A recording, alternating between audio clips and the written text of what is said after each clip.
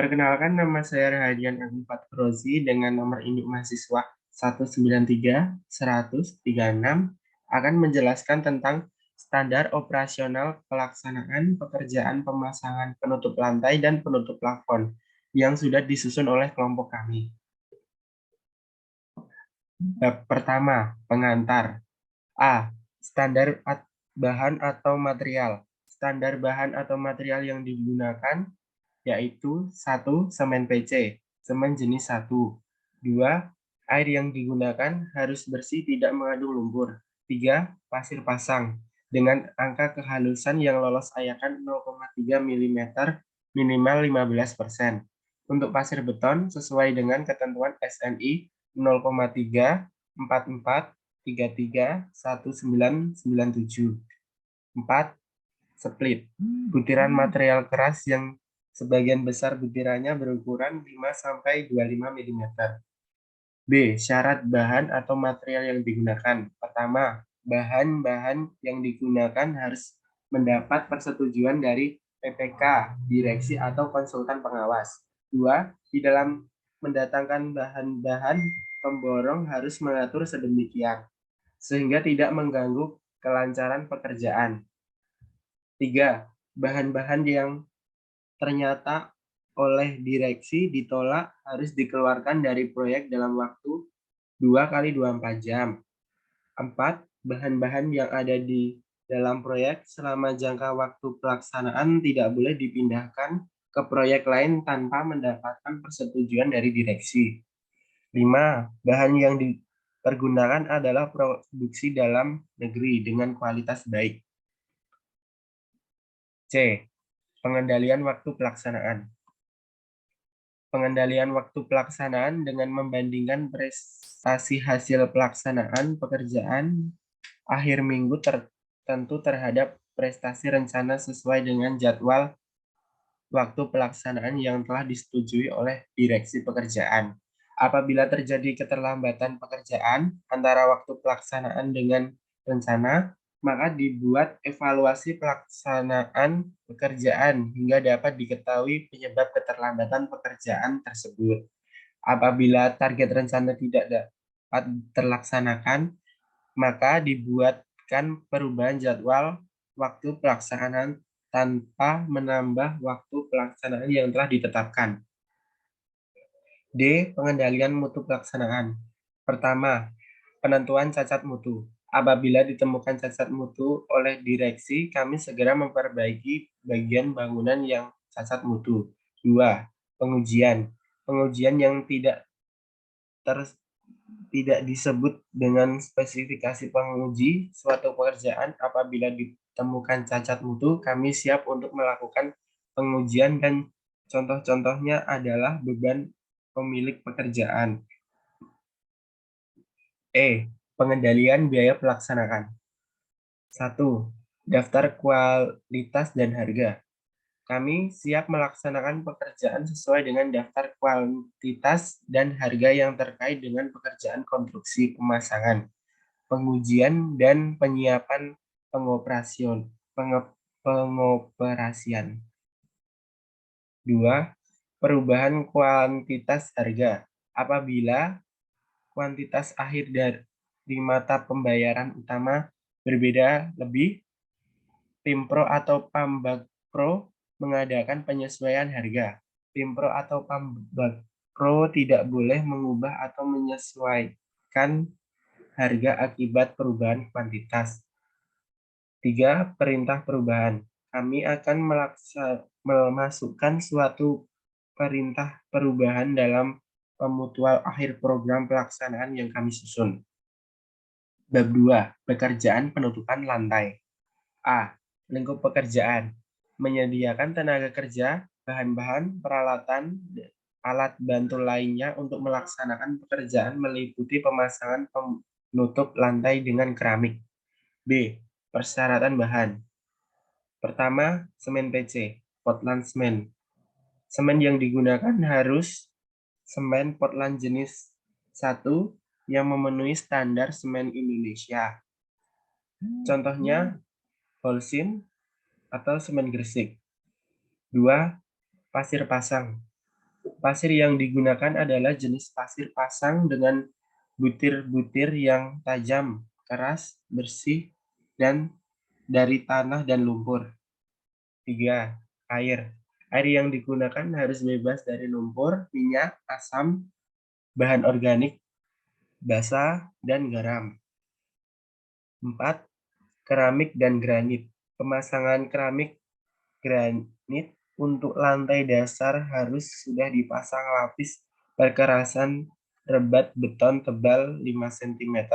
Di atas perkerasan rebat beton dipasang uruk pasir setebal 10 cm. D. Metode pelaksanakan. Pertama, pembuatan dan pengajuan gambar soft drawing pekerjaan lantai keramik. Persiapan material kerja, keramik tel dengan ukuran 30 kali 30 cm, keramik ukuran 20 kali 20 cm, semen PC, pasir, semen grouting nut, air, dan lain-lain. Persiapan alat bantu kerja antara lain gerinda, palu karet, meteran, waterpas, benang, selang, dan air. 2. Pada ruangan lantai harus diuruk pasir setebal 10 cm, dipadatkan dan rebat beton setebal 5 cm. Keramik atau granit tel harus dalam keadaan baik, tidak retak, tidak cacat, atau ternoda dan warna sesuai. Pemasangan tegel keramik harus rata dan datar, dengan nut-nut yang teratur rapi. 5. Setelah pasang tegel atau lantai keramik, mengeras, kemudian dicuci dengan air dan nut-nutnya diisi dengan bubur semen. 6. Bahan lantai yang didatangkan harus mendapat persetujuan dari tim pemeriksaan atau petugas lapangan. 7. Bahan perekat pemasangan lantai dengan campuran atau spesi 1 piece banding 2 piece. Sedang untuk isian nut dengan PC warna sesuai dengan keramik. 8. Arah pemasangan harus diperhatikan agar menghasilkan rangkaian yang baik dan rapi. 9. Hasil pemasangan lantai tegel adalah merupakan bidang permukaan yang benar-benar rata, tidak bergelombang. Dan berikut adalah diagram alur. Bab 3. Pekerjaan plafon. A.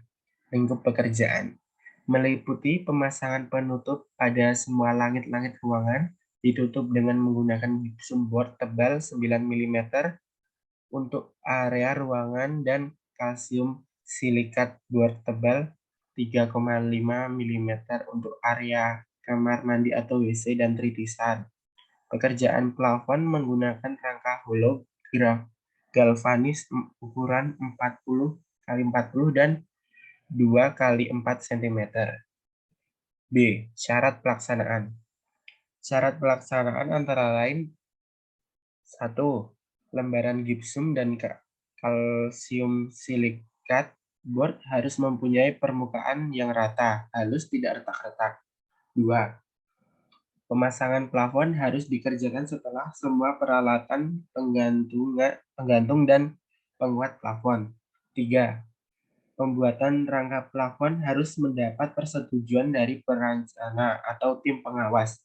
Rangkaian plafon menggunakan besi holo 4x4 dan 2x4 cm. 4. Sebelum pemasangan lembar gipsum, penyedia barang atau jasa wajib memeriksa bahwa kerangka langit-langit untuk bidang-bidang plafon telah sesuai dengan gambar tentang letaknya dan pola ukurnya. 5. Pola pemasangan langit-langit dibuat sesuai gambar kerja. 6. Seluruh struktur kerangka harus kuat.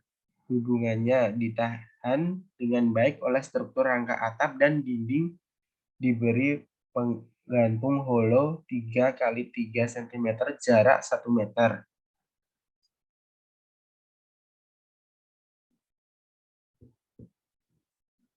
7. Kerangka plafon harus rata pada semua arah, tidak melengkung.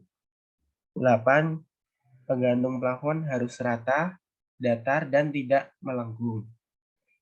C. Metode pelaksanaan. Kontraktor diwajibkan untuk meneliti agar gambar yang ada dan kondisi lapangan, ukuran, dan file, termasuk mempelajari bentuk, pola, layout atau penempatan, cara pemasangan, mekanisme, dan detail-detail sesuai gambar. Gypsum board yang telah dipilih dengan baik untuk bentuk dan ukuran masing-masing unit sama. Tidak ada bagian yang retak, gumpal, atau cacat.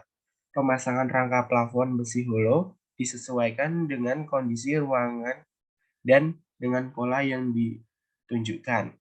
Skrup atau dengan paku tembak dina bolt. Bidang pemasangan bagian rangka langit-langit harus rata, tidak cembung, kaku, dan kuat. Setelah seluruh rangka langit-langit terpasang, seluruh permukaan harus rata, lurus, dan waterpass. Tidak ada bagian yang bergelombang. Plafon gypsum board dipasang dengan skrup khusus dan setiap pemasangan masing-masing skrup sejajar, minimal berjarak 300 mm. Hasil pemasangan penutup langit-langit harus rata, tidak melendut. Sambungan plafon gypsum board diberi kompon dengan sebelumnya diberi paper tape khusus gypsum. Lakukan pelapisan pada pertemuan bidang panel dengan kompon. Tempelkan paper tape di atas net sedemikian rupa. Aplikasikan kompon gypsum sebagai kompon pengisi sekaligus penutup paper tape setipis mungkin. Setelah kompon pengisi mengering, dengan kapi aplikasikan kompon gypsum sebagai kompon penutup selebar kurang lebih 35 cm di atas kompon tahap sebelumnya, setipis dan serapi mungkin. Setelah kompon penutup kering, amplas seluruh permukaan yang berkompon dengan amplas. Setelah plafon gypsum board terpasang, bidang permukaan langit-langit harus rata, lurus, waterpass, dan antara unit-unit gypsum board tidak terlihat bergelombang dan sambungan. Ada juga diagram alur pekerjaan.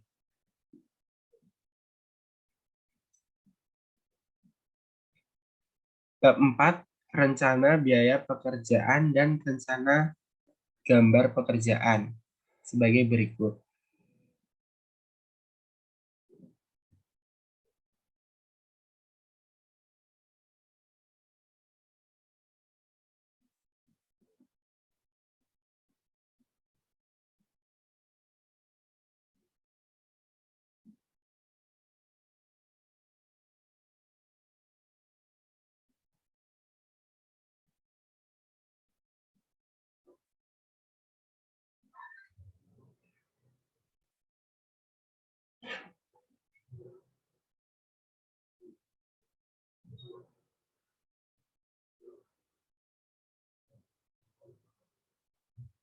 Rencana gambar. Rencana gambar seperti yang di layar.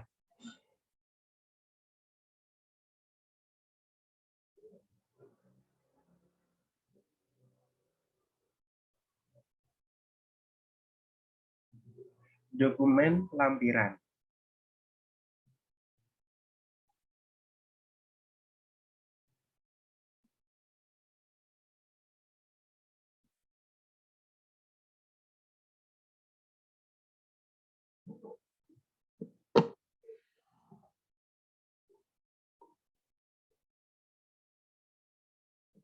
Ada juga dokumen lampiran.